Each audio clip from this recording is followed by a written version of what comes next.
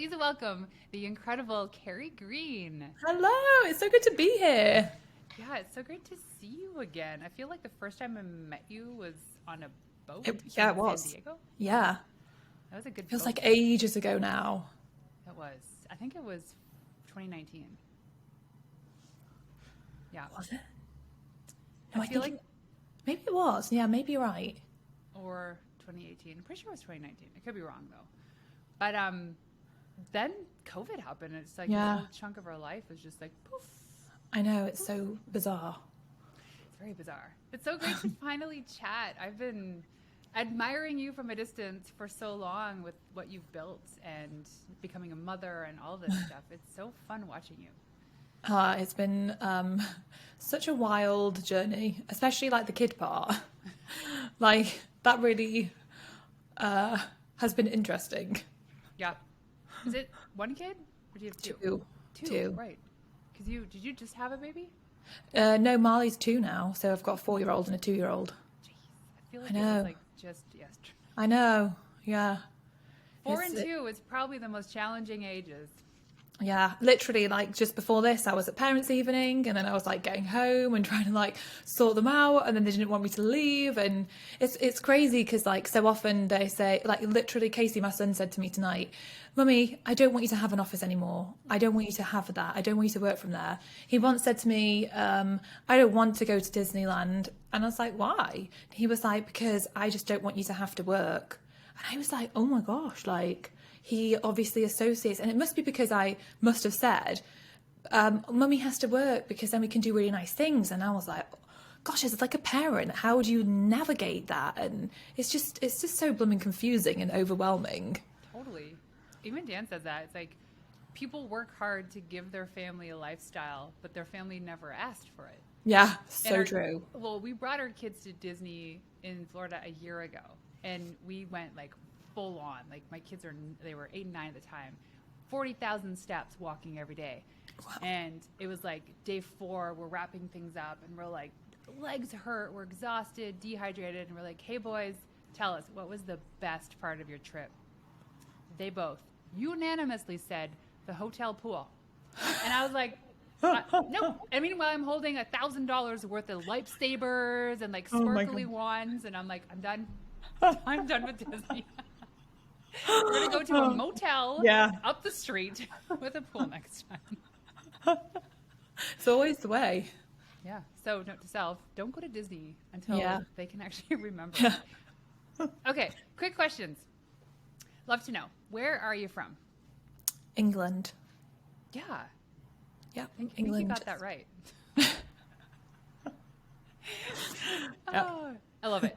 What was the toughest moment you had to face as an entrepreneur? Oh my gosh, there's so many. I feel like the one that, well, oh my God, just so many. What, I'm just going to just say, I think I'm going to say just, there's 3 that come to mind. One was actually getting started because I actually sat on my idea for 3 years.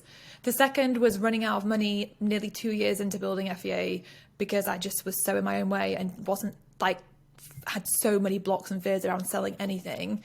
And then the third has been like the past few years. It's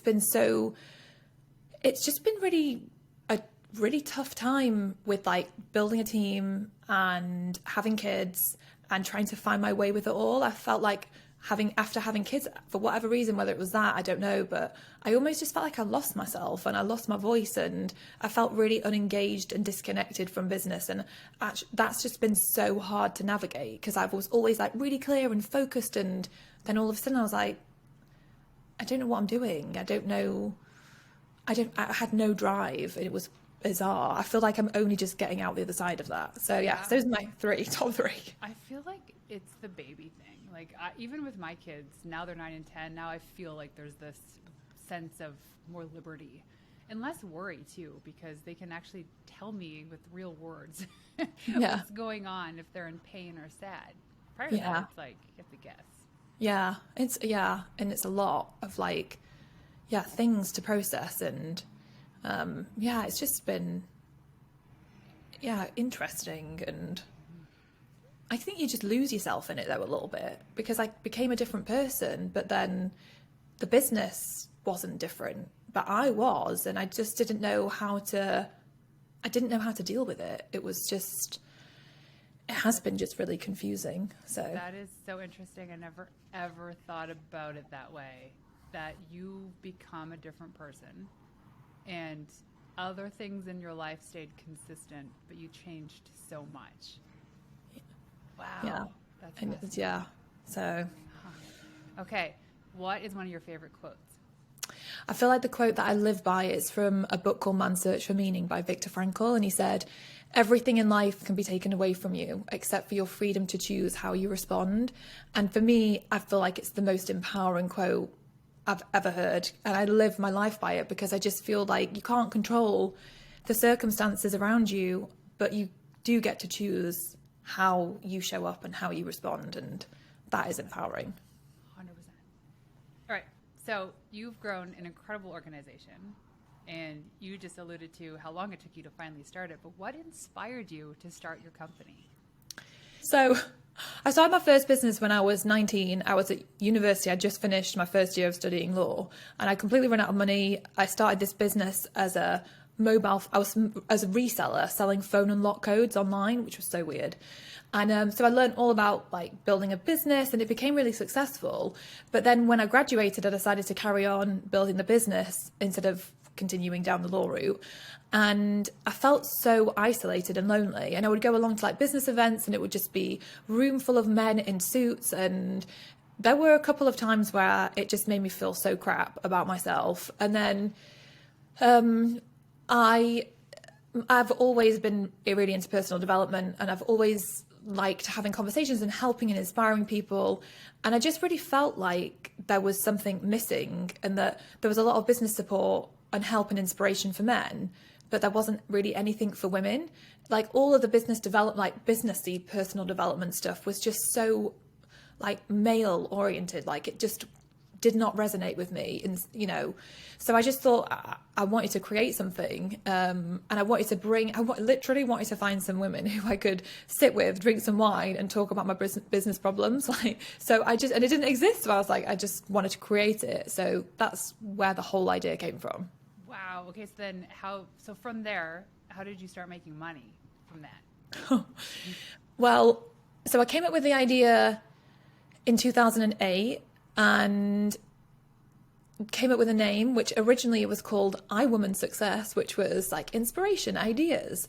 Bought the domain name, set the website up, and then I just didn't do anything. I was kind of afraid. I was afraid of what people would think. I was like, people who I felt like, who am I to do this? And then I parked the whole idea, and then probably a year later, I decided I was going to do it again, only this time it was called Rich Chicks. Thank God I didn't go with that. And so like literally bought the domain, set it up. I think I also had like recipes for success, and I kept starting websites and then just stopping it. And then I really kind of felt that whole period was, I felt so lost. I felt like I was going in circles, and it was like, when you've got that feeling of like that calling, it's like that feeling of more's bubbling up inside of you, and you meant to do it. You've got this idea, but it's bubbling up, and you just keep resisting and pushing it down. And like I ended up with such bad heart palpitations, and it was just crazy. And then in 2011, I was rereading The E-Myth by Michael Gerber, and he has this chapter on like primary aims, and he has this exercise about it's your funeral, and what would people be saying about the life you've lived, the kind of person you were. And I was like, oh my gosh, like I just felt like I just really needed to do it. And there's a quote, I think it was Tony Robbins, he said, 10 years from now you'll surely arrive, the question is where. And I was like, I don't even know. And so it just made me think like and now is the time to do it. And so, I decided on the Female Entrepreneur Association because I thought it sounded more serious and that I would be taken more seriously. And I also had my primary keywords in my domain name. And then, I just, set the website up, and then I just went for it that time. Do you still own Rich Chicks? I don't know. I mean, I don't think so. You could totally sell that. Two-word domains go for thousands these days. Yeah. Someone will buy it. Yeah. Isn't it crazy how we just like go through these moments, and it's not like these two quotes were the things that completely made you go forward with these ideas. It's like all these lived experiences too. And personal development is a lifelong journey. It's not a weekend course. So there's always like these little influences that's like, oh, that was the thing that helped me do that. But really it's like there's so much more to doing that. So now you have this big business. And how many women do you serve right now? Oh my gosh, there's so many. There's thousands of women. There's thousands of women in the membership. It's been incredible. At the most, it was 5,000. And then the past few years with kids and building the team, we actually haven't done a launch for the membership in a proper launch like we normally do since 2021. Oh, wow. I know. I was doing a mastermind recently and I went in the hot seat and I was saying about like my plans and ideas and like trying to, like I'm ready to grow things again. And I was saying how with like the membership had dropped down. And then I was like, yeah, we haven't actually launched since 2021. And then everyone was like, well, that's why. Oh, yeah. Well, that's why. So do that. So then you're going to be doing that again, right? This year? Yes, definitely. I feel the momentum again. I see that. You have some really great content online too. What's your personal Instagram handle? At I am Carrie Green. Right. Okay. So you have some really good stuff. And then there's the Female Entrepreneur Association as well. Those two. Yeah. You were, for me, one of the inspirations in this space. Actually, the first inspiration. Like I've since seen others come up. But what I love about what you've created is like, it's almost like we can feel that journey in the content that you've created. And it is so relatable. It's like, I've been there. I don't know how many companies I've started, and I still own the domains. I actually sold one last year, which was awesome, for $3,000. Wow, I love that. $3,000. I'm like, it's probably about how much I paid in the renewal fees over the course of the last 10 years anyway. But I love this. So now you've grown this community. How did you grow it? What was the trick?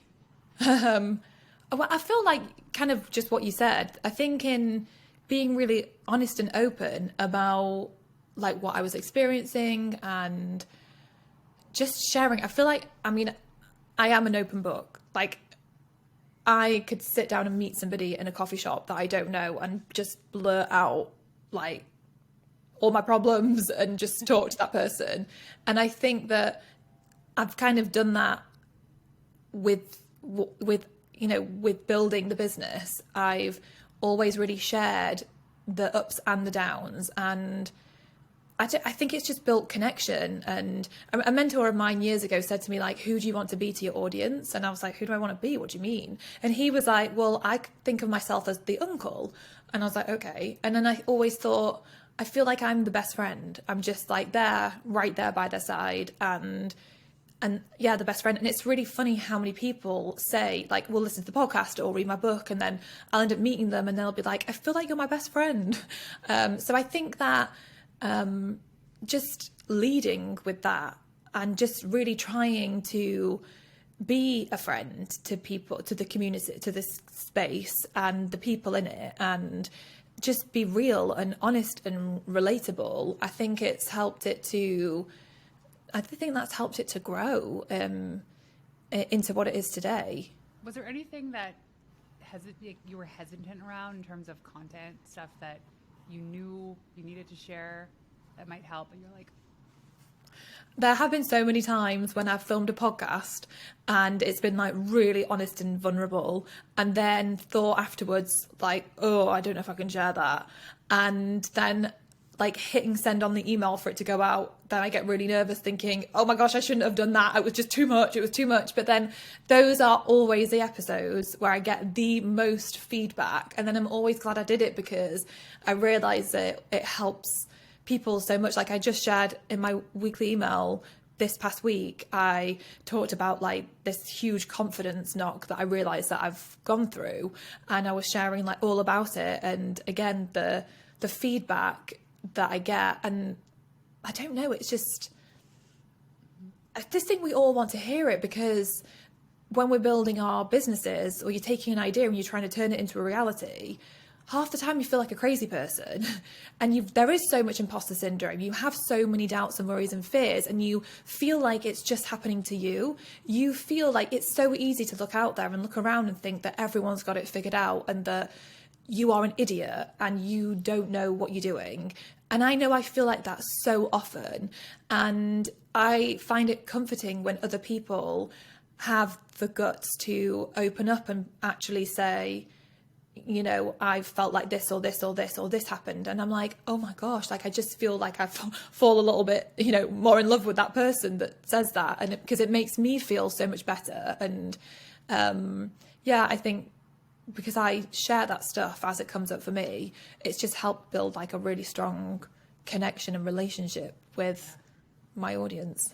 Yeah, the things that I have shame about, like the last 5 years of my life, starting a handful of different businesses to try to find the thing that I love again.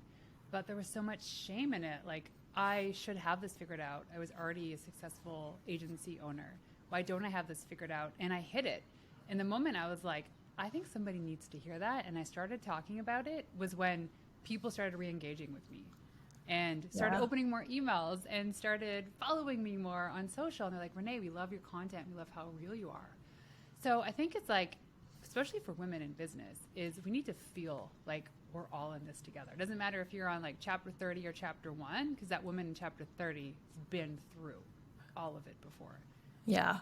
And I also feel like it's so cyclical, because even though you might be at, you know, the stage 30, you still have that imposter syndrome. And like my recent thing, which I was sharing about in my email, is that like part of it was feeling like an idiot that I have managed to build a really successful business. I've managed to make millions, which is incredible on the one hand, but on the other hand, feeling like I don't know what I'm doing, feeling like seeing other people who are at that level and seeing them like up-level their lives, and they've got, you know, they're doing smart things or they're investing and all this stuff. And the ironic thing is, I've actually invested a lot of money, yet I feel like it's embarrassing to admit, because I don't feel like I'm an investor. Like, I would never be able to put that out there because I feel like a fraud saying it.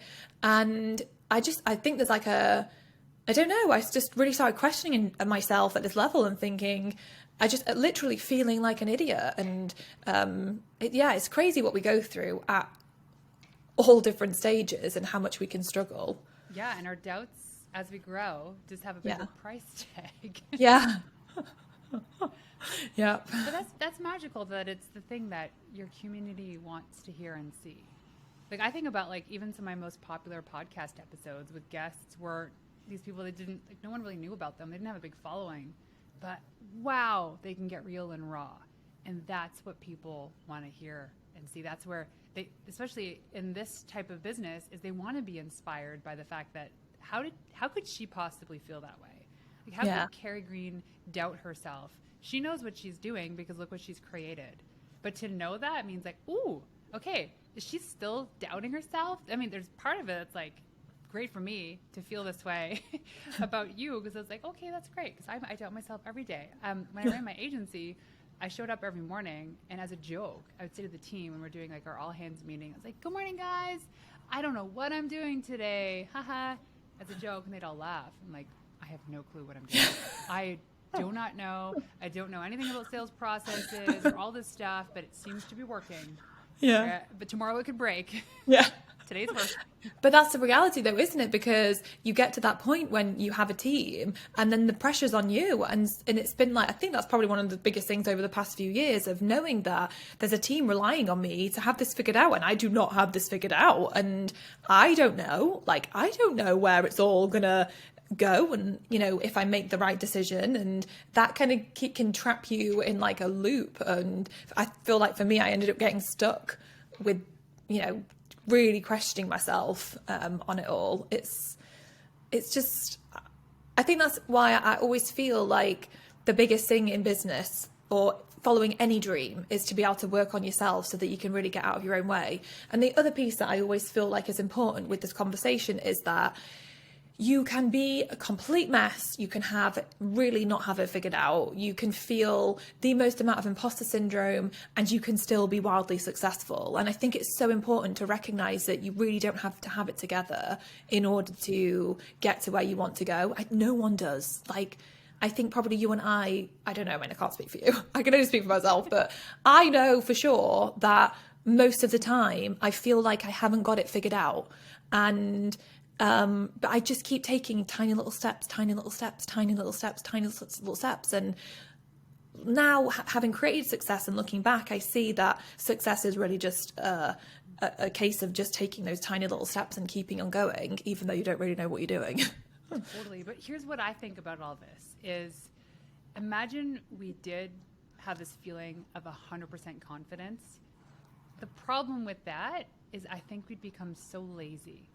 Yeah. And just think like, oh, if it's just working and I'm so confident, it's so perfect, everything I do is great, we get lazy. So part of these feelings of imposter syndrome or worry is so important for us because it keeps us kind of on alert and improving and tweaking and realizing, oh, now I'm like $1 million CEO, so now I need to level up. So I got to go to a Tony Robbins event, or I got to start listening to Carrie Green's podcast. We know we need to do these things so that we can become the $2 million CEO. Yeah. And the $10 million CEO. But the people that I respect the most are also the ones that are like, they also don't know what they're doing. Yeah. And like, they can say, well, I have kind of a plan, but hey, something can happen and then the plan is now obsolete. Yeah. It's the person that's able to redirect and to just dust themselves off and be like, keep on going. Yeah. Like, I knew that was going to happen, but hey, here we are today. Yeah. And the reality is that all of us are trying to get to the next level. So when we might have one thing figured out and like, okay, I know how to do that. Like, for example, if you said to me, if I took any person and we were like, right, we're going to get 1,000 email subscribers in the next month, I know how to make that happen. I've got that figured out. But there's so many things now that I don't have figured out because I'm trying to do things I've never done before. And I feel like most of the time, most of us are trying to do things that we've never done before. So we're all living in this state of like, and like you said, if we didn't, it would just be, we'd be complacent and we would not be growing. So how easily I get overwhelmed because the imposter syndrome is really this like bridge between what you don't know and what you know you don't know. Yeah. And so like when you're in this space, of like supreme imposter syndrome, you think, I got to keep learning. Oh, I got to read this next book or I got to do this next program. So you're always ingesting all this information, but never actually taking time to execute. Yeah. And that's when the guilt shows up. That's when you're like, oh, I spent $10,000 on courses last year and I did nothing with them. But I feel like I've made progress because I've educated myself. Yeah. That's what I do. I feel like all of us do that. Right? Yeah. I mean, I could just probably share all my logins to the best courses for people to take a look at. But you said something that I kind of wanted to hit on because all of this aside, you've constantly gotten over this like imposter syndrome to the next level, but you still manage to grow your business and create incredible content and grow your community. But I love to know, because coming now into growing an email list is like, there's a lot of pressure on growing TikTok and growing YouTube and social media, which is fine. I think it's important. But with the amount of people I know getting their account shut down or paused or something, you don't own that. And so what I know, especially for this year and all years, but especially this year going forward, is how important is an email list and how do we grow one? Yeah, it's so true though, because I posted out on social media yesterday and we posted 2 reels. Bearing in mind the one the day before, or like a few days before, had 40,000 views on it. It reached like 50, even now at this point, I just checked it before and it had like 55 views and I was like, what's happened? So like, I don't know what's happened. And on both of the reels, they've had no views. And I was thinking, this is crazy. And it makes you realize that social media is so risky because you just don't know when something random like that's going to happen and you're going to lose your ability to reach the people who are in your following. Whereas I feel like with email, you own your email list. So it's like a real asset that you're building that, that is yours. It's really valuable. And I think as well, it's another level because social media, people can hit to follow, like, tap a button to follow you. But on email, they've actually given you their name and their email address and given you permission to email them. And I think it's another level of connection. And I think that's really, really powerful.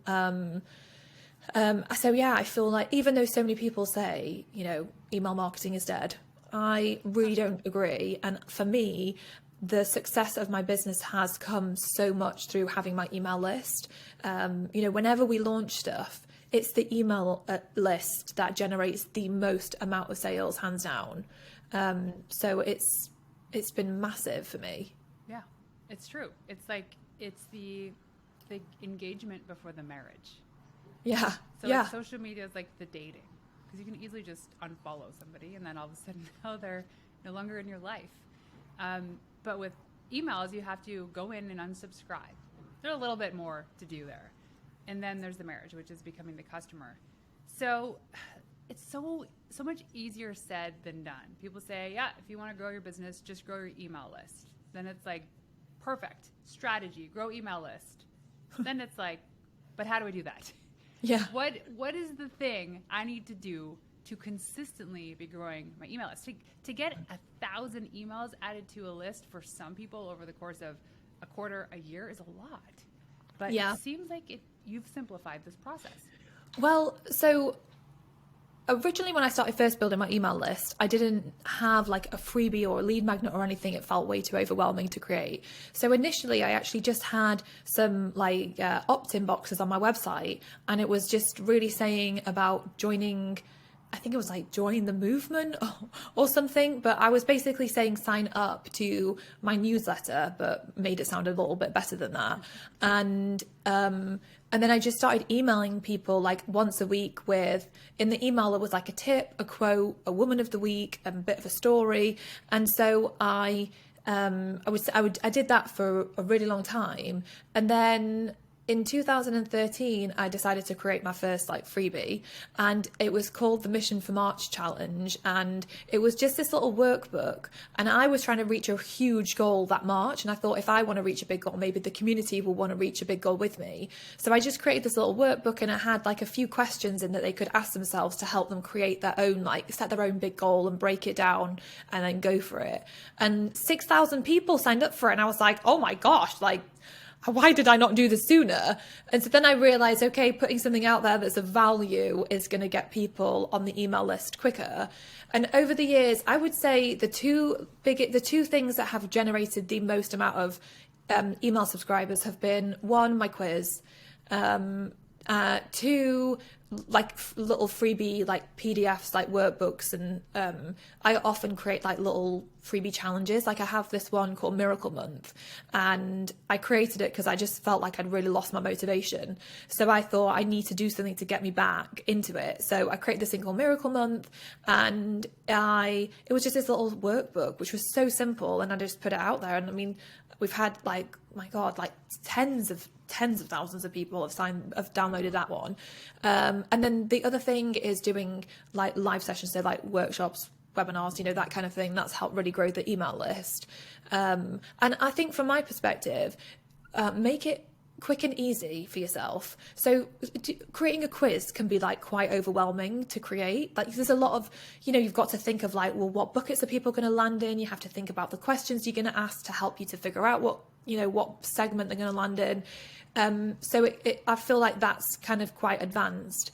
Obviously, hosting live stuff, live workshops, might feel also quite daunting.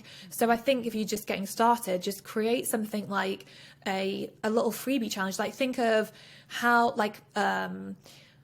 think of something maybe you want to do for yourself, or thinking about your audience and what their frustrations and challenges or desires are, and thinking what would be a fun challenge you could create to really get people excited and get them to take action. And then just creating a simple framework, asking people a few simple questions to help them to get to where they want to be, and just creating like a little, like a PDF. And obviously it needs to be valuable, but even, for example, like I was teaching this recently and I used the example of creating like a fearless challenge, and the first question that I put in the workbook was, and the second question was, if you were the most fearless version of yourself, how would your life be different?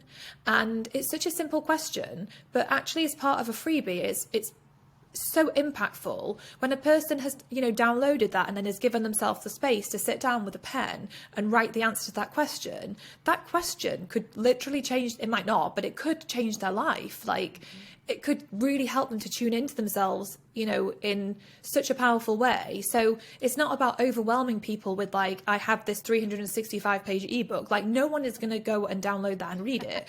But like a quick and easy little PDF with some super powerful questions in, or even 3 powerful questions turned into like some kind of challenge, like that's really valuable. People love it and it's compelling. People feel compelled to sign up for things like that. So having a freebie, and then today it is so much easier to create like beautiful workbooks. I mean, Canva is full of amazing templates that you can use, and then like creating like a really simple, but like I say beautiful opt-in page. Like when I look back at some of the stuff I used to create, I'm like, oh my God, that's hideous. So I honestly just feel like we've got to get going with where we're at, with what we can do. And like, we know that we are just going to get better and better and better as we go. But yeah, just getting set up. And then once it's set up, honestly, obviously just sharing it on you if you do have social media. But I started running Facebook ads back in 2011, which seems like a long time ago now. You're probably the only person advertising. Yeah. I've always been a huge fan of ads. When I ran my first business, I got it off the ground using Google AdWords. I didn't use any other source of traffic generation other than Google AdWords. And so I knew the power of paid advertising. And so I started Facebook ads in 2011. I had nothing to sell. I didn't even have a freebie. I didn't even have anything back then. But I started using ads as a way to create visibility. And it was just like, you know, like $5 a day or something, or maybe not even that. And so when I actually created a freebie, I put like a small budget together and used that to get it out there, and people signed up for it. And so I have always felt like the phrase that's coming to my mind is like pay to play. But I have, you know, I was at a mastermind recently, and there was a guy there who has just done an enormous launch, and he was sharing some of his like thoughts on, you know, creating successful launches. And he was like, don't be afraid to spend more. And I just think ads are so powerful because they enable you to get in front of your audience. And when I started using Facebook ads, like I said, I had nothing to sell, nothing, but I was just playing around and like seeing what, obviously not spending stupid amounts of money, but it's really powerful. So I mean, like, you can get 1,000 email subscribers in a blooming day or a week. It's just, what's your budget? What can you afford to spend? And yeah, just like. So you were building the community before you even had anything to sell. Oh my God, way before. When I launched my membership, I had 18,000 people on my email list. Wow. Yeah. One, because I had really big money blocks and I was too afraid to create anything to sell. But yeah, I was really just focused on like building this audience. And over that time, that was about a 2-year period of starting FEA and then actually coming up with anything to sell. And I remember people saying to me like, what are you doing? You don't know what you're doing. Like, this is not financially viable. But for me, I felt like I was building momentum because I was building this audience and I was getting this feedback and people were loving it. And I was like, no, like, I know this is working. I know this is the right thing. And I know that I will figure it out. It took me to completely run out of money to really kind of open my eyes to the blocks that I had, and then think, oh my gosh, like, I need to get out of my own way. And it's so crazy because like I just, like, let me tell this story really quickly. It's so crazy, right? So I had it was just before Christmas of 2012. I had, funnily enough, that September, I think it was, won this massive award. And this used to be a really good part of my story, and now it's not so great. But Prince Andrew, of all people, gave me the award. And I used to be like, Prince Andrew gave me this award. And now I'm like, no, let's not mention him. But so I was like, gosh, this is amazing that I've won this award, but I felt like a fraud because I wasn't making any money. And then like a few months later, I completely ran out of money, didn't have enough money to buy like Christmas presents for my family. Then I met up with a friend of mine and he said, Carrie, you need to create a financial guided visualization for yourself. And he's like, the most powerful voice you can ever listen to is your own. So he taught me how to create like a guided visualization. I went home that night, I created this financial abundance guided visualization and I started listening to it, and I decided that I was going to get out of my own way. A couple of days later, I was in my emails and Lewis Howes had sent out like his weekly email or whatever. I never used to open it, and I just thought, oh, I'll open this email. So I opened the email and then I ended up clicking through, which was even more unusual. And then I went over to his blog, and then for some strange reason I decided to scroll all the way to the comments, which I never did this stuff. And so in the comments he'd replied to somebody and he'd left his Gmail email address, and I was like, what? Like, Lewis Howes has just left his Gmail email address. So I copied it, sent him an email saying, I love what you're doing. If there's any way I can support you, like, I would love to. And then he actually emailed me back, and I literally couldn't believe it. And on the 20th of December, I was doing a joint venture webinar with Amy Porterfield selling her FB influence program. And I think that webinar, I ended up personally making just over $2,000. And I was like, oh my gosh, like, this is insane. Like, a week ago, I had run out of money and didn't know what to do. I started doing this work, and then now I'm doing this webinar with, oh my God, I was so terrified. I literally had to down a glass of wine before doing it. But then that year after that, I started doing joint venture webinars with like James Wedmore, Lewis Howes, Melanie Duncan, all these people. But it enabled me to recognize that, like, you know, selling is just being of service, and my audience loved it, and that gave me the courage. But yeah, it's just such a journey, isn't it? And that's so crazy, because now I think, like, you are, when I look at levels like Lewis Howes, Andrew, he just got the cover of Success magazine, Amy Porterfield, you're there, but they were there before you and you admired them, and now you're there. But the joint venture thing is so important, because I always say, borrow somebody else's audience. Yeah. And when I was growing my media's, my agency's email list, part of what we did back then, when it was cool to be the ones that were creating the infographics and contributing content, we were partnering with like Neil Patel, HubSpot, SEMrush, like all of these top content companies online. And what we do, our approach was, hey, we will write this thing, we will design this thing. All we ask is that you help promote it, and then we'll share the leads 50-50. And they're like, yeah, absolutely, because we would actually run money to advertise these downloads. And they were like white books or e-papers or whatever it was. And our list kept growing and growing. And on top of that, it was like, wow, so Neil Patel is actually advocating for you. Well, I want to work with you. So what came of it was like $30,000 a month PR agency clients. Wow. Because we're doing that. But it was the borrowing somebody else's audience. Yeah. And we provided as much value as possible. Like, we hired the top designers, because it was pre-Canva, the top designers to make these things. We got editors. Like, it was good content. It still is. It's a little bit old. But we did such a good job that anytime we asked, they're like, yeah, let's do it again. Because their email list went up. Ours went up. Yeah. And then it was just, but we couldn't have done it without access to their community. And I also feel like you don't have to be really successful before doing stuff like that, because so many people feel like you have to wait in order to like reach out. And I remember back in the early days of FEA, when it was nothing and I hadn't got anything going, I remember starting a digital magazine, just as you do. And I remember reaching out to putting this wish list together of people that I wanted to like interview and like work with.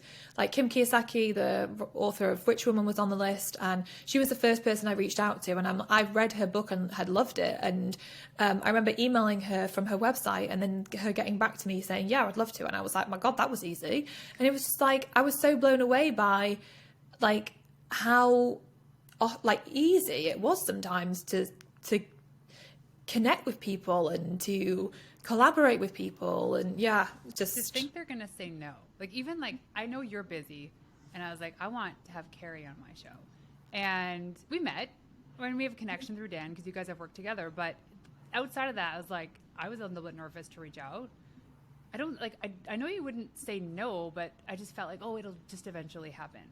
And then you're like, yep, sure, send it over. Like, wow, this really happened. And I did this with like you, Angie Lee, Rachel Luna, like all these people that I just love their message. They're just, everyone's saying yes. And you know why? It's because I'm just asking. Yeah. Right, that's it. I'm just asking. And these people know me. But still, besides that, it's like if you don't have the courage to just ask, it's always going to be a no, right? Yeah. It's always Exactly. gonna be a no. Yeah. So true. I love this. Okay, so this is really good because we talked about like imposter syndrome and growing an email list. And I think that's the angle. And it's so good. Yeah. It came together to match so beautiful because I see all of my imposter syndrome coming up and not growing my own email list. But I have one last question for you. When I ask you what it means to be a wild woman, what is that for you? Oh, wow. I feel like the thing that's coming to my mind is like just courageously going after my dreams and the life that I really want to live, and just constantly being intentional about like tuning in with what that means for me, and what that feels like and what that looks like, and making life the wildest, most exciting, most adventurous experience ever. Like, yeah, living fully, like really living fully. That really excites me because I think the thing that always tips me over the edge is the fact that we have one life, and it's so many people live it like it's a dress rehearsal. And I don't want to get to the end of it thinking, oh my gosh, I just wish I'd have just had the courage to go after things a little bit more. And so I think we should all be a little bit more wild, especially in the pursuit of our dreams and the life that we truly want. So yeah, 100%. Yeah, I love it. Okay, so people want to go online to find you. Where can they go? At I am Carrie Green on Instagram, or the FemaleEntrepreneurAssociation.com.